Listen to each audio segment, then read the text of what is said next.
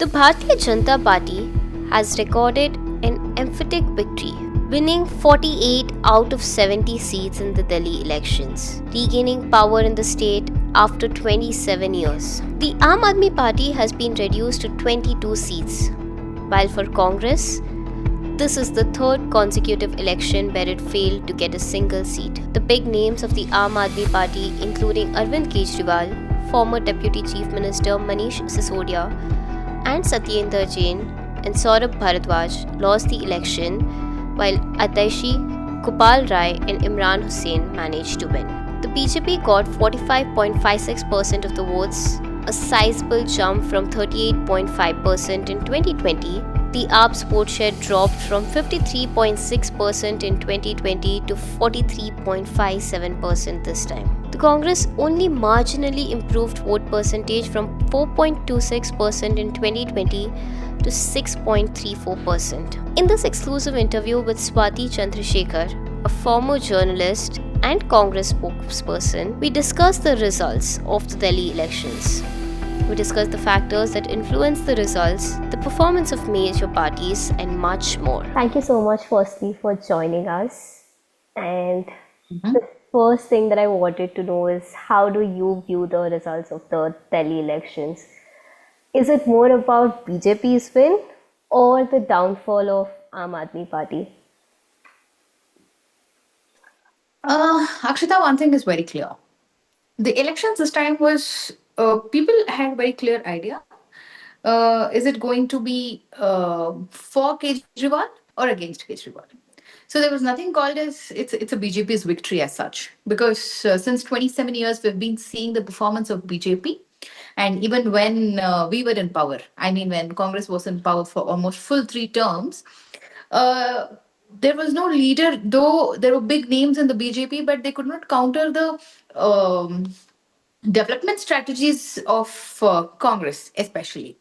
And post Aam Aadmi Party, BJP kind of had lost the cadre, but I think they had to build it again. And through your channel, I'll definitely congratulate BJP for their victory. But it's not the victory of BJP. I think it's the defeat of Aam Aadmi Party, And or rather, Kejriwal. Yeah.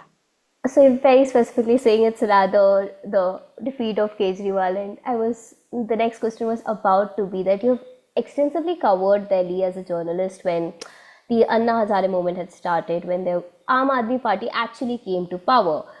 So how do you see the fall of Arvind Kejriwal from that? Because even in the recent interview, Anna Hazare's opinion was the same, that money and power consumed uh, Arvind Kejriwal. So how do you see this as a journalist from the time back then and now what's happening? Yeah, I'm journalist to politician. Okay, so if I have to answer as a journalist, then Akshata, I think we need to understand something. When you start, because we all have something called as core values. Even as a channel, we have a core value. As a politician, we have a core value.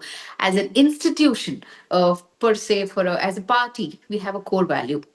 You can never move yourself from your axis. You can never move yourself from your alignment. So if your alignment is lost, if your center axis is lost, then ऐसे है कि सब कुछ बिगड़ जाएगा. So this is exactly what happened with respect to Kejriwal. You kept on commenting on others, telling that I'm a common man. I'm a common man. Look at other people. They have clothing of worth 10 lakh rupees. Look at another leader. They have they're filled with protocols. So when you start making these allegations against other leaders, so people actually expect you to live up to that level.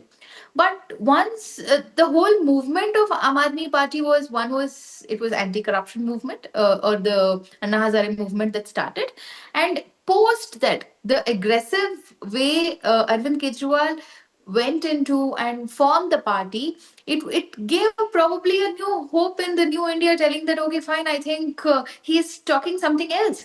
And the way he held broomstick in his hand way back then, telling that I'm creating a perception that he's going to destroy the history of past 60, 65 years post independence and create a new India as such. But after you come to power, you pay crores of rupees for advertisements, and you just take back the liquor policy as soon as Lieutenant Governor asks to revisit it. And I myself, I'm a witness to it, me being a Congress spokesperson, and we were the first as a political party to file the complaint. And then you see a heap of leaders going to the jail.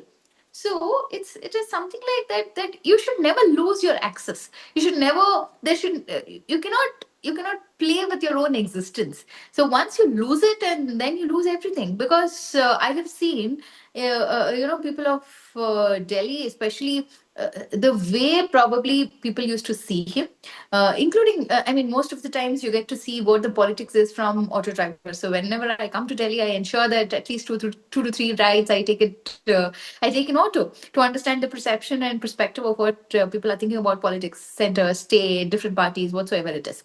And then when I actually understood that people there are have already started talking ill about Arvind Kejriwal, so we knew it as a party as well that these elections are going to be worst for him. Yeah. And that did, the results did show that at Yeah, least. it did. It show. It did show. Yes. In coming to the Congress performance, this is the third consecutive time that it has not got any seat in Delhi.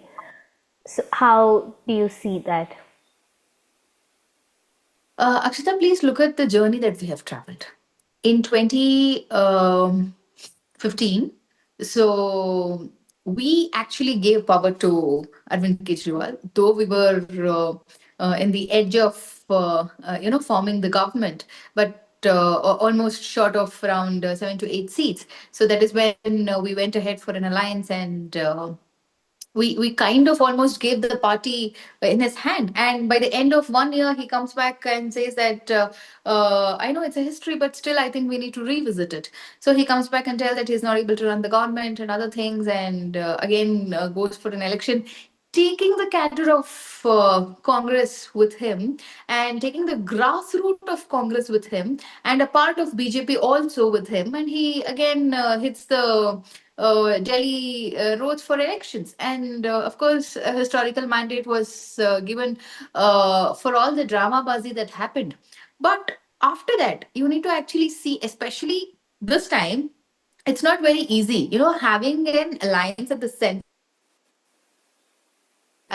center and coming to the states, no party would have that ability or guts as a national party to come out of alliance, especially for the state elections, and fight elections independently. But we really did a genuine and a fair job, and we did not take our Delhi voters for granted. So we went to each and every gully and mohalla of Delhi, and we explained what is it Congress is going to offer. And in more than 20 seats, you can actually see a shift of 5 to 10% of voting percentage. And overall, you see a 5% increase in the voting percentage. Individual constituencies, you see somewhere around 15 to 20% increase in the voting percentage. And even if you see many places where BJP has won, so about 30 to 40% of their seats is below 1,000. It's almost below 500.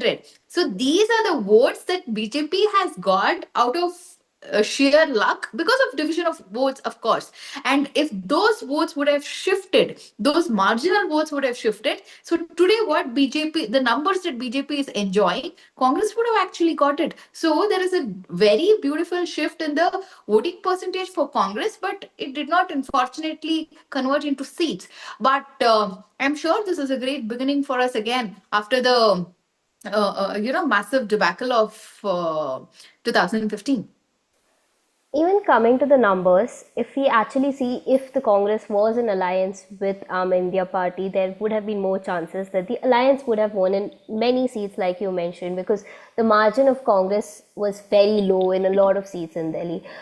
So, firstly, what does that do? Because the India alliance was at peak during the Lok Sabha elections, and after that, in almost all the states, it's falling apart. And again, the BJP has taken up the narrative that it's going to make India opposition mukt and that. So, what do you have to say about that? See, the problem with Arvind Kejriwal is that he's a hit and run politician. We have seen this happen to witness it even now. Because if you're in a if you stand up for an ideology, if you stand up for an institution, if you stand up against an autocratic rule of a single person or whatsoever it is, I think you need to actually take it to the logical end. It was not Congress who did not want the alliance with Aam Aadmi Party. It was Aam Aadmi Party who, with their own internal confusions, especially after Arvind Kejriwal being jailed, with the failure that Atishi gave as the chief minister, and without having any backup of Manish Sisodia inside the party, they were unable to decide whether to go with the alliance or whether to go independently. And they were so confused that they could not come to a decision. But of course, as a national party, we did help them about seat sharing and how exactly those elections would look like. But again, I think Arvind Kejriwal failed to understand after coming back from the jail that how these elections would be, and he thought that sympathy votes would actually garner him after coming back from the jail, but that did not happen. Of course, we as a national party and as an alliance, we did protest against the against Arvind Kejriwal being jailed, but that doesn't mean that just by going to the jail and coming back from the jail can garner votes and can come back to power. It doesn't happen every time. So, of course, he did not take the moral responsibility of resigning even when he was being jailed. And it was the court has to intervene and then ask him to not file the. To not sign the files, and that is when he was compelled to resign from the post. So all these things did matter, and despite all that, with due respect to the alliance, we did give him an offer of contesting. But again, as I told you, with respect to a lot of internal confusions within Aam Aadmi Party, they chose to go independent. But we decided that if we are facing these elections, we'll face this election very strongly, and with all genuinity, we'll go to the people and we'll tell what former chief minister of Delhi, the flag bearer of Delhi today, whatever the development activities that you see in Delhi is because of Sheila Dikshit ji. And we were all out for the work that party did in Delhi and for the status that it gave back as a statehood for Delhi. And I think it's a failure of Aam Aadmi Party to actually foresee what would happen in the elections. Also, what would be the result of this Delhi elections on Punjab? Because now that's the state everybody is looking at. That's the only power that Aam Aadmi Party has. So, how do you see this as a journalist again now? Actually, if you ask me, sometimes when you're not in power, you have to actually see it as an opportunity. Giving all credit. Of course, I'm talking this as a journalist. Giving all credit to Rahul Gandhi ji, especially when he did Bharat Jodo. We were not in power, and he utilized that time to connect India together and connect himself with the citizens of this country, and take everyone together, so that the result of Bharat Jodo is what we are seeing today with respect to India Alliance, and also Congress touching those numbers. But with respect to Kejriwal, I don't know what he wants to do with his party. Is he again running to Punjab to become the chief minister there? That's what I'm hearing from a lot of the news reports that you all people gather for us. If that is the case, I think it's going to be disastrous for him, because as a party leader, if at all you believe in the ideology that you have come to power, it's better that to if you're not in power, it's better to it's okay, it is okay to stay away from power and understand what exactly your party needs, your cadre needs. And of course, now you're in an alliance with a national party, so it's actually good to work towards, all of us come together and work towards a single goal, rather than playing this musical chair. अगर दिल्ली में chief ministership नहीं मिला तो फिर पंजाब चले जाऊंगा, अगर पंजाब में नहीं मिला तो फिर कहीं और चले जाऊंगा. ऐसे नहीं चलेगा. I don't think it works like this. But I don't know if there is a political maturity, then I think As a journalist, I would definitely tell, let him not take Punjab for as a pitch for a golf, rather than he would keep it subtle. Also, now what does this, now that Delhi has double engine government, what would it mean for the people of Delhi? Like, are they really going to see some development? Because this election clearly showed that freebies were a thing that people were appreciative of, and both the parties very heavily offered it. On top of that, they have complaints about the Yamuna river water, garbage, and the basic hygiene of the mohalla clinics and everything. So now, and obviously the problem with the lieutenant governor, that they could not get the main things done. So now, will people of Delhi really see development in their favor? I don't know. When you call double engine sarkar, I'm always terrified, and I am scared of that word, because I have seen what double engine sarkar especially meant for us. Me, exactly, hailing from Karnataka, the last almost three and a half years that we saw the double engine sarkar in Karnataka, the way government, the havocs that government created, being, I mean, that was, I think this was the first ever time, after a very a few subtle governments, but post Indira Gandhi era, post Arasu era, I'm talking.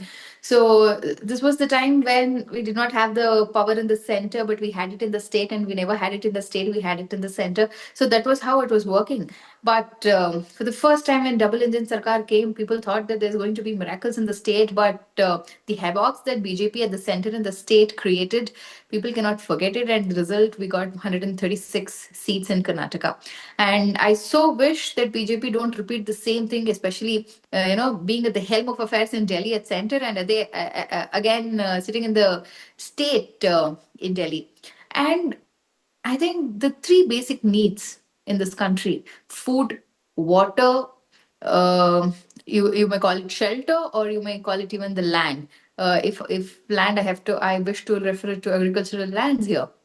So, what was stopping BJP from the past 11 years? Okay, let's give up 1 year. What was stopping BJP from 10 years to actually, uh, get the Yamuna River right? See, if when I was also residing in Delhi as a journalist for 6 years, and under the regime of NDA, under the regime of Modi government. So I was drinking the same water as Kejriwal was drinking. Kejriwal was drinking the same water as Rahul Gandhi was drinking. Rahul Gandhi was drinking the same water as Modi was drinking, and Amit Shah was drinking, or whatsoever, you and me, all of us. But when it comes to at least the issue of water, why couldn't center take the initiative then, call the chief minister, call the lieutenant governor, and call the again chief minister of Uttar Pradesh, and try to actually uh, create a solution for this? Because at the end of the day, water, you can't politicize water, because that is the basic necessity of every human being. And today they're talking about Yamuna, today they're talking about the pollution in Delhi and other things. Coming to power, you can give 100 promises, but when you had the opportunity to actually deliver, you failed. But definitely, as Congress, we will not stop. We will not stop fighting. We will not stop again asking for Yamuna water, for the purified Yamuna water. And also with respect to freebies, I don't know how who is going to be the chief minister, how are their financial policies are going to be, because in Karnataka, having the most able chief minister under Sidramaya ji, we are able to manage the freebies, the schemes, the guarantee schemes that we have announced to the public. And with that popular schemes, we are again marching ahead with the development of the state, infrastructural development of the state. But I don't know, with respect to Delhi, who is going to come, how strong they're going to be, and what is it they're going to do. It's easy to make promises, but it's very difficult to stand up for promises. So I don't know, as an opposition, as a principal opposition, as a very strong opposition, we are definitely going to target BJP in every nook and corner and in every move of theirs which is against people. But I so wish that let them get a good chief minister who is going to implement all these schemes for them, and especially give them a potable drinking water, which is most important today in Delhi. Also in Karnataka, like BJP has also been targeting Congress for every single thing, and they have criticized the PVs again and time and again.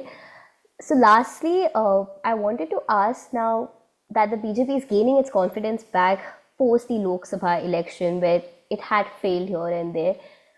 And do you think that by 2029, India would, as they allegedly say, Congress moved, opposition moved, the BJP's narrative, how would you respond to that lastly? Because BJP is gaining its confidence very strongly in every elections. No, I don't know. As I told you, I don't know where BJP is actually gaining confidence. Let me. There are about, of course, couple of elections that India faced post 2024 general elections.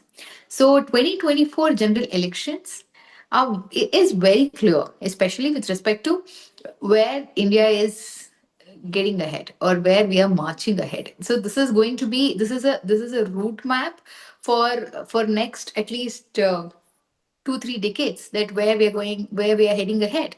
So with respect to BJP, people are not ready to vote back BJP. If BJP was supposed to come back to power, BJP would have crossed the simple majority mark. So BJP did not cross the simple majority mark. So this is something which is very clear, that BJP people have rejected BJP. People have rejected the leadership of Narendra Modi, and of course it was the number game that NDA came into power. So there were a lot of powerful regional parties which brought BJP back into, or Modi back into power, rather than calling BJP back into power. The It alliance. brought Modi back into power. Yeah, so the alliance worked. It is not about BJP. And even in Maharashtra, if you see, again, it's the combination of, you know, it's the combination of Ajit Pawar and Shinde, which actually brought them back to power. I understand that Fadnavis is the chief minister of Maharashtra today, but the lot of even if you see about 10 to 12% of the seats that BJP has gained is because that those tickets were actually Shiv Sena's ticket, that is Shinde's group Shiv Sena's ticket. They're not BJP's tickets. So there are many, and you see Delhi today. So there were only two major elections if we have to talk about. So Delhi also, it's against Kejriwal. It has nothing to do with BJP. So BJP has just gained the luck by winning Delhi. So, and even in Bihar, people are not voting for Nitish Kumar, or people will be voting for India Alliance. So I don't think that BJP is gaining confidence anywhere. It is actually the alliance which is making BJP win, as a national party, win in regional states. And I'm sure BJP people have already rejected BJP. And anywhere, some differences between the alliances and BJP. I don't think BJP has any future in this country. And you were telling about how BJP is targeting Karnataka and the Karnataka government in existence today. I wonder, BJP really exists in Karnataka? If you can actually see the way they are fighting on the streets with respect to the Yediyurappa's son Vijendra, the party president, to top party leaders in Karnataka, I don't see any future. Forget about coming back to power. They don't have the ability to run the country very well. We'll be witnessing budget session in the next 15 to 20 days. And I don't think even within 15 to 20 days, BJP will actually settle their issues, and there'll be more repercussions, and BJP will split into 3 4 parts, even in the session. And with respect to this scenario, if BJP would have gained confidence, actually BJP should have, bought the state or mend their ways into the high command line, or at least the party disciplinary line. I don't think BJP is gaining power or gaining confidence. It is just that it is just alliance helping them to to stay in power. And once they're up with the alliance, I don't think BJP has any future in this country. Thank you so much for this. Thank you. It was nice talking to you. Thank you.